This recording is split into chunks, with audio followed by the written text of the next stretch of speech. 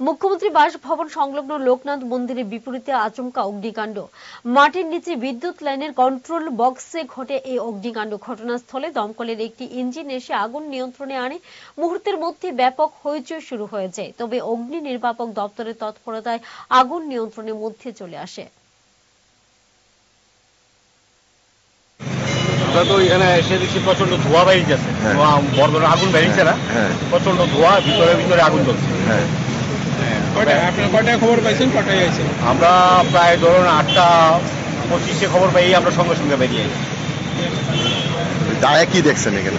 দায়া দেখছি এই যে ইলেকট্রিক ডিপার্টমেন্টের একটা এই যে মারুতি গাড়ি এখানে দাঁড়ানো আছে চকম নিয়ে, জিজ্ঞাসা করলাম, তারা জল দিতে না করছে। জল দেওয়ার যেত না মেশিনটাতে, আমরা তার কোম্পানির লোকরা তার সঙ্গে তারা যোগাযোগ করি। তখন আমরা তারপরে যদি প্রচন্ড ওইখানে মেইন রোডের উপরে সিএম এর বাড়ির সামনে আছে একটা ট্রান্সমিটার সঙ্গে আছে, এই কারণে আমরা CO2 গ্যাস ব্যবহার করি। যেহেতু কাভার স্টিল কাভার ব্লক আছে, গ্যাস ভিতরে ঢুকে না, যার কারণে ভিতরে আগুন নিবানো সম্ভব না। যেহেতু গ্যাসটা বাইরেই থাকতেছে, তখন তারা কিছুক্ষণ আগে তারা কোম্পানির লোকজন আবার জল তুলছে, তখন আমরা এখানে জল এসে ভিতরে আবারটাই নিয়ে। এখন কি কন্ডিশন আছে? এখন মোটামুটি আগুন আইছে বসে।